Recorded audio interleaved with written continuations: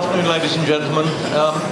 If I may, can I just ask if anybody at the moment is involved in colour measurement, colour assessment? You don't count. Excellent. There's always a danger when in setting something like this up that you state the obvious, but actually stating the obvious is sometimes quite useful. So, starting with the things that... Oh dear, really? It's beginning to feel like a Japanese karaoke. I warn you, if I start doing Sinatra, run. A little bit Konica Minolta. If I tell people I work for Konica Minolta, they normally say two things. They say, my photocopier uses too much ink, or is really fantastic, depending on what model they've got. Or they tell me how much they miss the fact that Minolta don't make cameras anymore. Konica Minolta Sensing is responsible really for two product lines. We make instruments that measure colour and instruments that measure light. And that's it. We actually have the honour of being the smallest independent division within Konica Minolta. So of the 41,600 employees worldwide, we are 480. But anyway. The obvious question is, why do you want to measure colour? Well, in a world where we're trying to produce things very rapidly and increasingly efficiently, you need consistency. And if you have if you don't control the inputs in what you're doing, you can't actually control the outputs. And one of the ways you can assess how well you're controlling what's going in is to measure the end result. And one of the other things, very well-known Japanese chef once said, before you start eating food with your mouth, you eat with your eyes. And the actual selection of food and what you're doing is much more of a visual thing than it is anything else. You go into a supermarket and you decide whether something's attractive or not based on the colour of the product, the colour of the packaging, the environment. Someone this morning talked about environment's effect on appetite. So colour is one of the primary decision-making tools that you have, or whether you're going to buy something or not, or whether you think it's good. And that's a primeval instinct. Going back to Neanderthals walking around picking berries off trees or picking up carcasses to eat, the colour of the berry told them it was right. If the carcass was black, it probably wasn't so good unless you like it really mature. So it goes way, way back in terms of the decision, and we need to not lose sight of the fact as to how important it is. So what makes colour is very simple. You have a light source. That light source hits an object. Some of the light is absorbed and some of it's reflected. A black object absorbs nearly everything in the visual spectrum. A white object reflects nearly everything in the visual spectrum. And all other colours are somewhere in between. So at certain wavelengths, colours absorbed, reflected, and that determines what the colour is.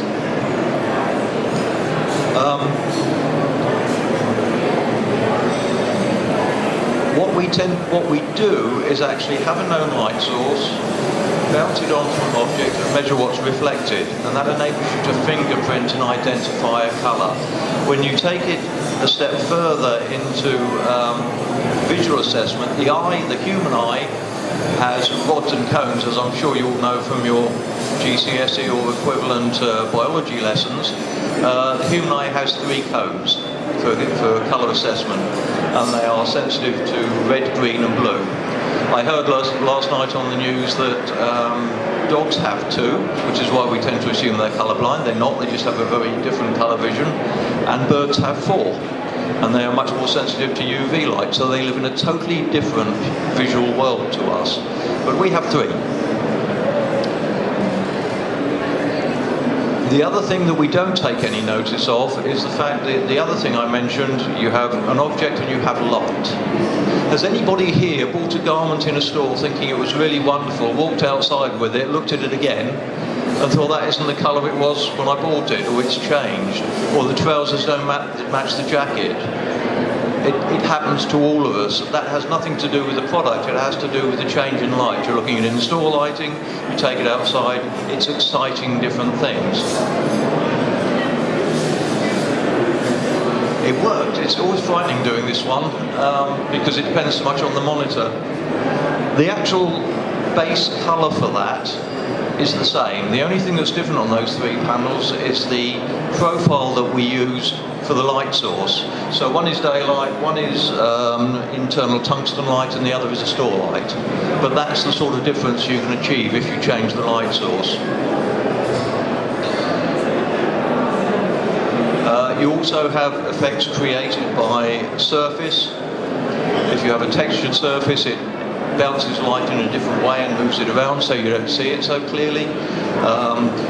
Some of you may have seen these plastic plaques that are used very much in the plastics industry, where they have 3 or 4 different textured surfaces on them, and they all look totally different. That's nothing to do with the base colour, that's to do with the surface effect and the way the light's being bounced around it. And the same is true for gloss. Different gloss levels, if you get something fairly glossy, you're trying to assess the colour, the first thing you tend to do is tilt it, so you don't see the gloss anymore when you look through and see what's going on.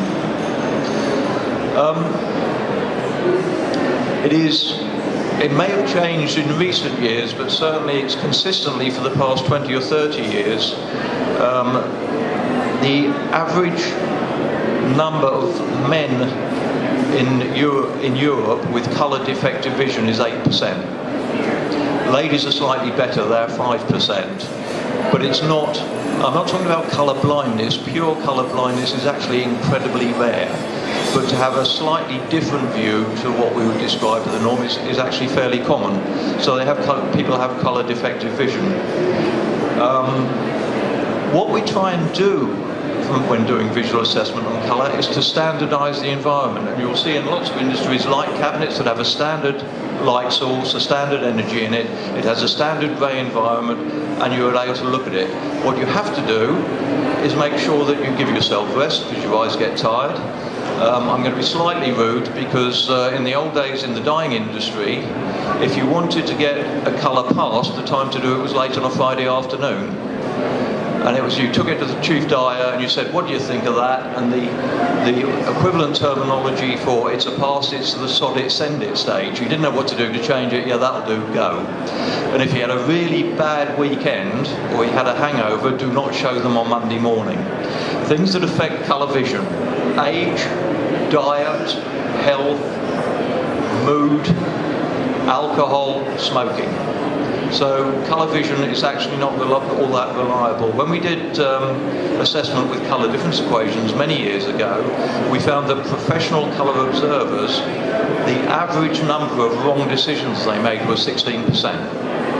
And in variation on sort of things like dark colours and blacks, it went up to 25%. So the human eye is not actually that reliable for colour. And yet, I said earlier, that one of the key decision factors in whether you decide something is good, whether it's fresh, whether it's healthy or not, is colour. So we're relying on a very unreliable item, i.e. the human eye, to decide whether it's acceptable or not. So the biggest benefit an instrument gives you is it doesn't have a hangover, it doesn't have arguments, it's not getting tired at the end of the day, so it's consistent. And there are 2 types of instrument. There's one that is called a colorimeter and another which is called a spectrophotometer. The colorimeter really mimics the way the eye works. It works on a 3 filter system so that it modifies how it has 3 filters, red, green and blue, and it measures the light that's reflected through them. The spectrophotometer goes one stage further than that. It actually has a diffraction grating. It measures light at different wavelengths and then calculates the colours and the colour differences from them. I'm going to miss that one because it's not there.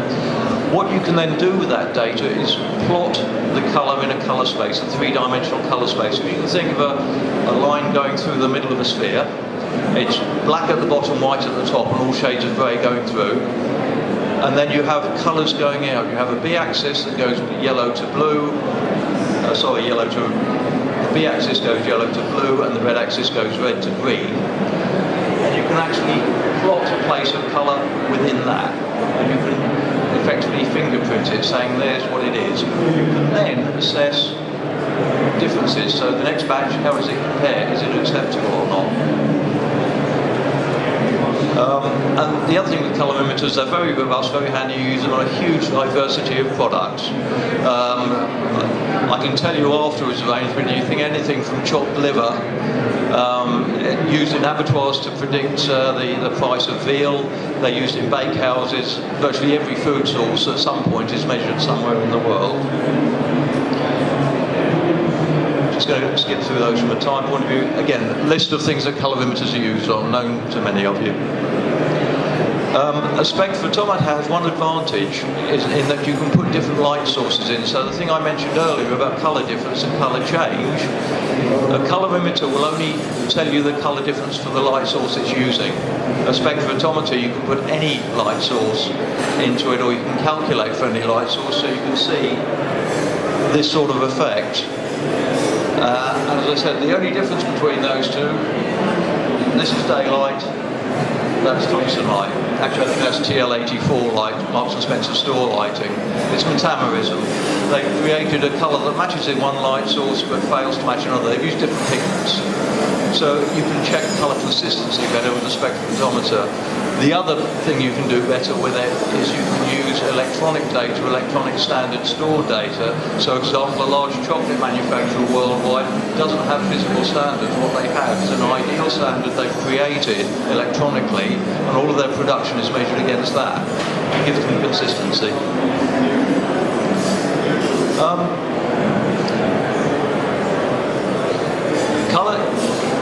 Colour, as I said earlier, is hugely important for what you're trying to do, what you're trying to produce. It is a major governing factor in decision making as to whether people are buying it or not. But not only the product itself, it's also important. Sorry, I'm just going to skip through. Come on. The environment, so store lighting or shop lighting has a major effect. We'll see increasingly on so many different environments now, subway stations for example, the lighting in the shop area is different to the lighting in the safety areas with the passengers and so on and so forth. So you need the ability to actually measure the local environment and the light around it. And then finally, packaging also plays a major part in branding and that as well, so you need to be able to control that. Different products for doing it, but it gives you the same result. It's giving you colour consistency and ensuring what your customer's seeing is what you want them to see and not something that approximates it or is off. I think that's about it. The only other final thing I'd say that we're doing is, with so much hijacking of brands that has been going on recently, one thing that a number of people are doing are using colour as a way of fingerprinting their product. So, for example, I'm not saying it happened with Marlboro, but it's the only colour I can think of. You think of a Marlboro red. If that was produced in China or in some other area, the likelihood is they're not using the same pigments to produce it, so it will be metameric, like the sample I showed you there. So by selecting a very specific formulation for matching your brand colour, you can actually protect it because it can't be duplicated easily by forgeries, and you can identify immediately whether it's your product or not. It's an aside to what we're talking about. It's a further development from there. I think that's probably about it, because you're twitching with that bit of paper. So, ladies and gentlemen, thank you very much for your time.